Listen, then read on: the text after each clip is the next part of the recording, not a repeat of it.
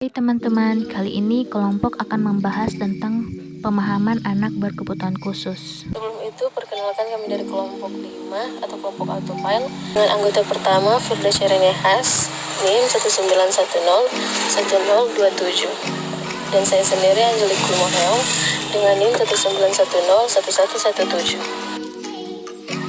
Adapun tujuan dari pembuatan video ini yaitu untuk memenuhi tugas akhir mata kuliah praktek rehabilitas sosial kelas A. Apa itu anak berkebutuhan khusus? Menurut Kementerian Pemberdayaan Perempuan dan Perlindungan Anak Republik Indonesia tahun 2013 menjelaskan bahwa anak berkebutuhan khusus adalah anak yang mengalami keterbatasan atau keluar biasaan baik fisik, mental, intelektual, sosial maupun emosional yang berpengaruh secara signifikan dalam proses pertumbuhan atau perkembangannya dibandingkan dengan anak-anak lain yang seusia dengannya. Klasifikasi anak berkebutuhan khusus menurut IDEA yang dibuat pada tahun 1997 dan ditinjau kembali pada tahun 2004. Secara umum, klasifikasi dari anak berkebutuhan khusus adalah sebagai berikut. Yang pertama, anak dengan gangguan fisik. Ada tunanetra, yaitu anak yang indera penglihatannya tidak berfungsi sebagai saluran penerima informasi dalam kegiatan sehari-hari.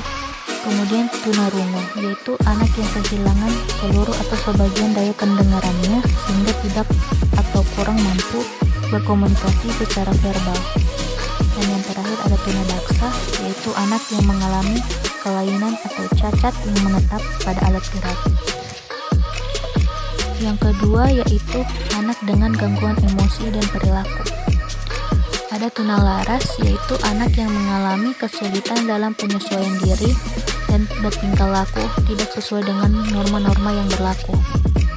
Kemudian yang kedua ada tunawicara, yaitu anak yang mengalami kelainan suara, artikulasi, atau kelancaran bicara yang mengakibatkan terjadi penyimpangan bentuk bahasa, isi bahasa, atau fungsi bahasa. Dan yang terakhir ada hiperaktif, yaitu gangguan tingkah laku yang tidak normal disebabkan disfungsi neurologis dengan gejala utama tidak mampu mengendalikan gerakan dan memusatkan perhatian.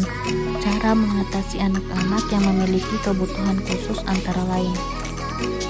Pertama, orang tua harus lebih terbuka pemikirannya. Hal yang pertama kali orang tua lakukan ialah harus terbukanya pemikiran bahwa kondisi anak termasuk kategori anak kebutuhan khusus. Yang kedua, lakukan pengawasan sejak dini. Cara ini dilakukan agar orang tua dapat mengetahui perkembangan anak. Yang ketiga, berikan motivasi, perhatian, dan bimbingan. Selain butuh kasih sayang yang lebih, perhatian, motivasi, dan juga bimbingan penting untuk anak kebutuhan khusus. Yang keempat, adaptasi dengan anak. Adaptasi yang didapat anak dari pengasuh, orang tua, dan teman-teman kebutuhan khusus lainnya harus berjalan dengan baik agar perkembangan anak juga tidak terganggu.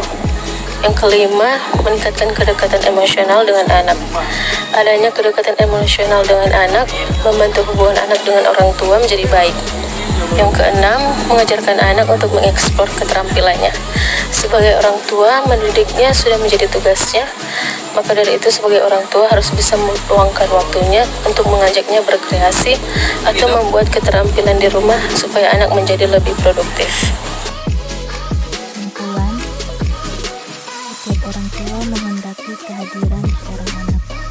Anak yang diharapkan oleh orang tua adalah anak yang sempurna tanpa memiliki kekurangan. Pada kenyataannya tidak ada satupun manusia yang tidak memiliki kekurangan. Manusia tidak ada yang sama satu dengan yang lainnya. Seperti apapun keadaannya, manusia diciptakan unik oleh Sang Maha Pencipta.